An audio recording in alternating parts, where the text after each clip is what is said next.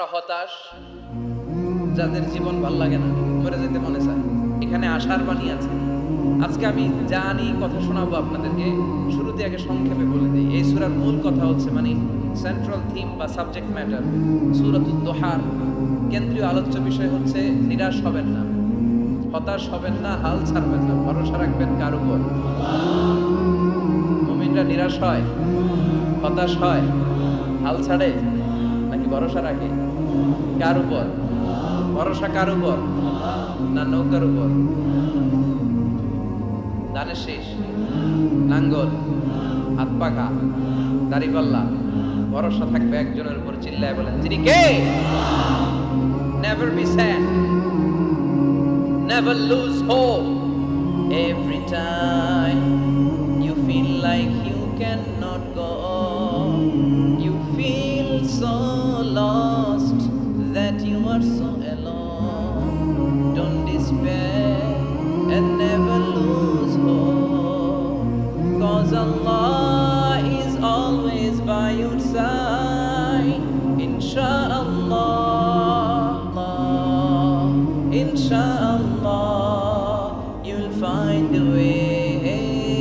Inshallah, Inshallah, Inshallah, you'll find a way.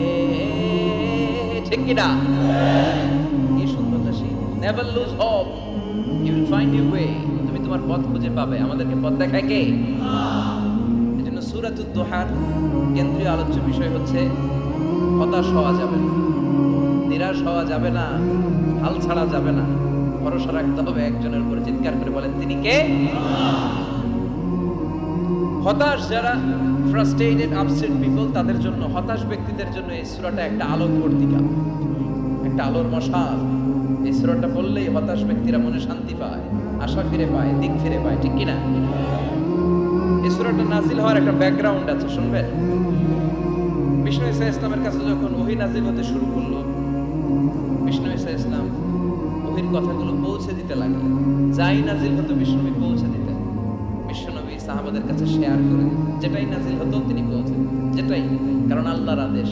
ইয়া আইয়ুহার রাসূল বাল্লিগ মা উনসিলা ইলাইক, ও নবী, আপনার কাছে আমি ওহী থেকে যা নাজিল করি সব পৌঁছে দেন, একটাও গোপন করা যাবে। আল্লাহর কাছ থেকে বিশ্বনবী যে সমস্ত মেসেজ, ইনফরমেশন, তথ্য, রেভেলেশন উনি পেয়েছে, একটাও কি বিশ্বনবী গোপন করেছে? সব প্রকাশ করে গিয়েছে, সব শেয়ার করে গিয়েছে। বিশ্বনবী শেয়ার করতে লাগলেন। সকালে যা নাজিল হয় শেয়ার করেন, দুপুরে নাজিল হয় শেয়ার করেন, রাতে নাজিল হয় শেয়ার করেন, শেয়ার করতে লাগলেন। কিন্তু কি অবাক করা কাণ্ড, হঠাৎ করে এই ওহী আসার ধারাবাহিকতা আল্লাহ বন্ধ করে দিলেন। ওহী আর আসে না, আকাশ থেকে নতুন তথ্য আর নামে না। ঘটনা কি? ওহী আসে না কেন? তথ্য আসে না কেন? জিব্রাইল আসে না কেন? কোন বর্ণনায় এসেছে 15 দিন, কোন বর্ণনায় 1 মাস, 3 মাস, এমনকি 6 মাস পর্যন্ত বর্ণনা পাওয়া যায় যে বিশ্বনবীর কাছে 6 মাস ওহী আসে নাই। বিশ্বনবী তো অবাক, ঘটনা কি? ওহী নামে না কেন? আর ওহী না আসলে তো বিশ্বনবী শেয়ার করতে পারে না। এতদিন যা আসতো বলে বেড়াতো, এখন আসেও না, বলতেও পারে না। কাফির মুশরিকরা বিশ্বনবীর গালি দিতে শুরু করলো, মুহাম্মদের রব মুহাম্মদের ভুলে গেছে, মুহাম্মদের আল্লাহ মুহাম্মদের ছেড়ে দিয়েছে। বিশ্বনবীর চাচি আবু লাহাবের স্ত্রী উম্মে জামিল বলতে শুরু করলো, কি মুহাম্মদ, তোমার শয়তানটা তোমার কাছে আসলে না? শয়তান দ্বারা তিনি জিব্রাইলকে বুঝিয়েছেন যে তোমার জিব্রাইল তোমার কাছে আসে না। এভাবে সবাই গালমন্দ করতে শুরু করলো যে মুহাম্মদের আল্লাহ মুহাম্মদকে ভুলে গিয়েছে। বিষ্ণু ইসলাম নিজেও হতাশ হয়ে গেলেন, কি রে ওহী আসে না কেন? আমার কোনো ভুল হচ্ছে না তো? আমার কোনো অপরাধ হয়ে গেল না তো? আল্লাহ কি আমার উপর অসন্তুষ্ট হয়েছেন? আল্লাহ কি আসলেই আমারে ভুলে গেছেন?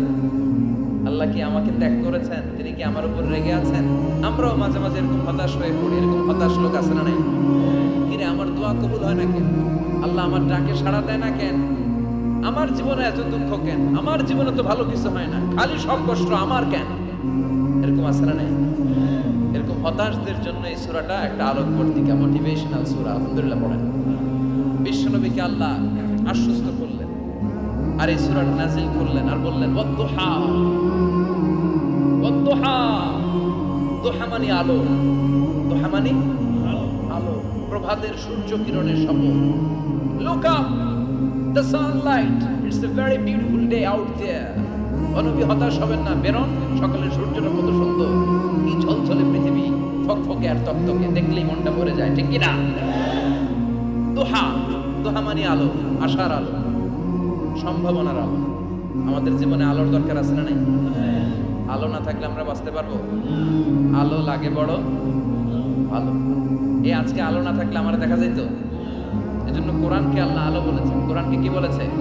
কিতাবুন আনজালনাহু ইলাইকা লিতুখরিজান নাসা মিনাল যুলুমাতি ইলান নূর। Muhammad, I've revealed this holy Quran unto you to lead the mankind out of darkness into the light. অন্ধকার থেকে লাইট, লাইট মানে কি? আলো। আলোর দিকে নেওয়ার জন্য কোরআন পাঠিয়েছে। আবার বিশ্বনবীকেও আল্লাহ নূর, নূরের সাথে তুলনা করেছেন। আবার বিশ্বনবী আল্লাহর কাছে নূর চাইতেন, বলতেন আল্লাহ আমার ডানে আলো দাও, আমার পায়ে আলো দাও, আমার সামনে আলো দাও, পিছনে আলো দাও, উপরে আলো দাও, নিচে আলো দাও, আমার দেহে আলো দাও, আমার মাংসপেশির ভিতরে আলো দাও, আমার হাড্ডির ভিতরে আলো দাও, আমার জন্য তুমি আলো দাও। পড়ে না আমি? এজন্য আলো ছাড়া বেঁচে থাকা অসম্ভব। আল্লাহ তাআলা আলোর নামে সূরা দিলেন, সূরাতুদ দুহা, প্রভাতের আলো, প্রভাতের সূর্য কিরণের শপথ, আলোর শপথ। সুবহানাল্লাহ পড়েন। এরপর আল্লাহ বললেন ওয়াল লাইলি ইযা সাজা, আলোর শপথ, সকাল বেলার সূর্য কিরণের শপথ। দ্বিতীয় আয়াতে আল্লাহ বললেন রাত্রিবেলার শপথ, যখন রাত্রিটা নিঝুম হয়, নিস্তব্ধ, নিঝুম আর নিস্তব্ধ রাতের শপথ। তাহলে আল্লাহ আলোর কসম কাটলেন, তারপরে অন্ধকারের কসম কাটলেন, ঠিক কিনা?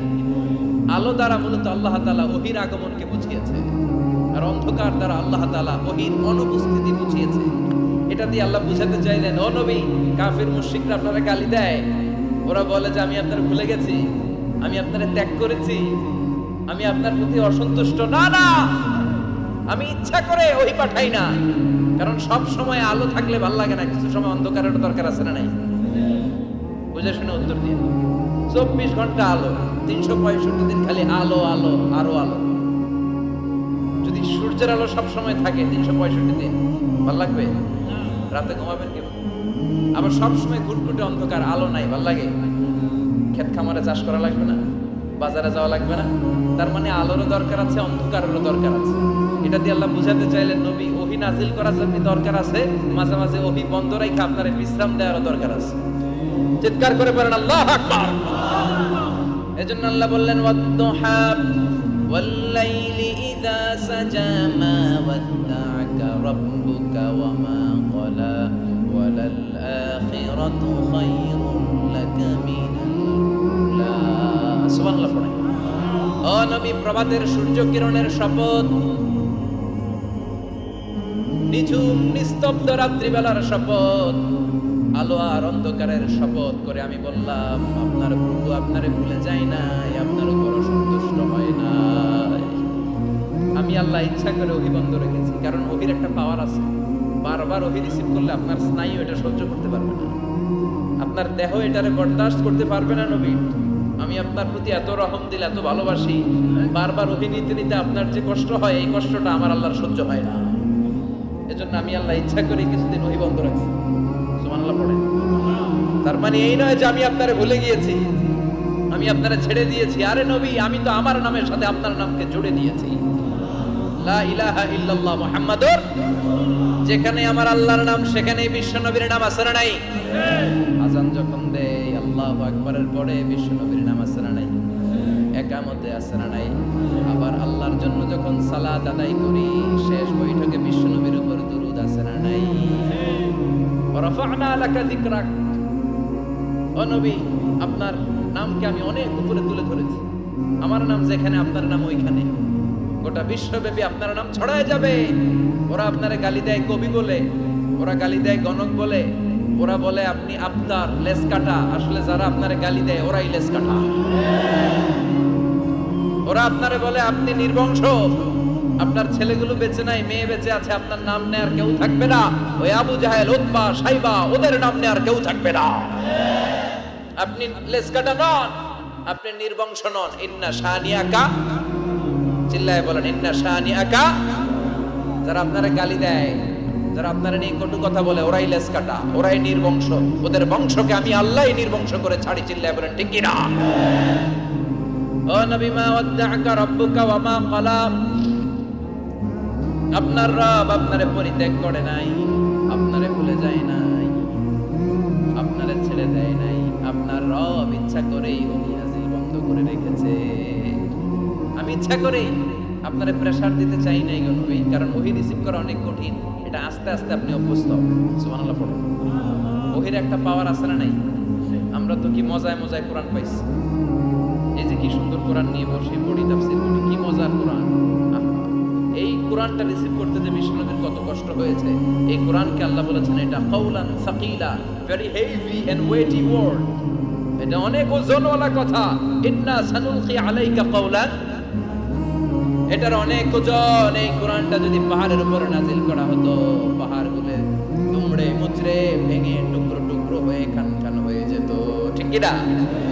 এত কঠিন বানিয়ে এটা। ও নবী, আমি আলোর সাথে ওহীর মিল ঘটিয়েছি, আলো দিয়ে ওহীকে বুঝিয়েছি। সূর্যের যেমনি কিরণ আছে, তেজ আছে, এই ওহীরও একটা তেজ আছে। এই তেজ, এই কিরণ আপনি সবসময় সহ্য করতে পারবেন না। এজন্য আমি ইচ্ছা করে কিছুদিন ওহী নাজিল করা বন্ধ করে রেখেছি। সুবহানাল্লাহ পড়েন। ইচ্ছে করে আমি নাজিল করি নাই।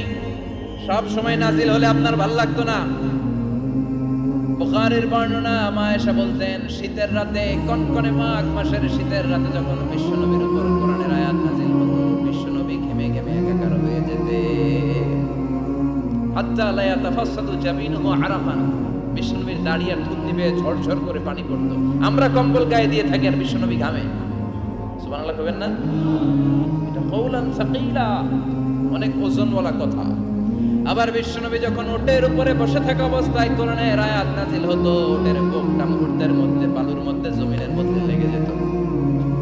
ঘোড়ায় চড়া অবস্থায় বিশ্বনবীর কাছে যখন কোরআন নাজিল হতো, ঘোড়ার পা গুলো মরুভূমির বালুতে দেবে যেত। মাঝে মাঝে বিশ্বনবী সাহাবাদের রানের উপরে, পায়ের উপরে মাথা দিয়ে শুয়ে পড়তেন, ক্লান্ত শ্রান্ত। যায়েদ বিন হারেসা, বিশ্বনবীর পালক পুত্র, তার পায়ের উপরে মাথা রেখে বিশ্বনবী একবার কথা বলতে বলতে ঘুমিয়ে পড়লেন। ঘন্টাখানিক ঘুমালেন। যায়েদ বিন হারেসা বলে, আমার কাছে তেমন কোনো কষ্টই হচ্ছে না, বিশ্বনবীর মাথাটা খুব বেশি ওজন মনে হচ্ছে না।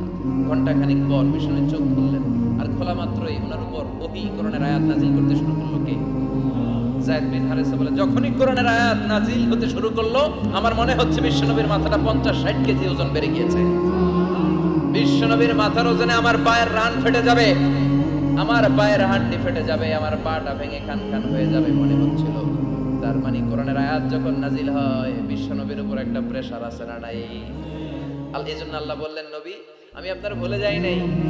কাফেররা যেমনি আপনারে গালি দেয় যে আমি আপনারে ভুলে গিয়েছি, আপনার উপর আমি অসন্তুষ্ট, নেভার, অসম্ভব। আমি আপনার উপর কখনো অসন্তুষ্ট নই, বরং আমি ইচ্ছা করি আপনার উপর থেকে প্রেসার কমিয়ে দেওয়ার জন্য কয়েকদিন ইচ্ছা করে আপনারে ছুটিতে রাখছি। সুবহানাল্লাহ পড়েন। যাতে করে আবার এনার্জি গায়ে নেওয়ার পরে নতুন করে কোরআনের আয়াত রিসিভ করার জন্য আপনি সক্ষম হন। চিল্লায় পড়তে হবে আল্লাহু আকবার।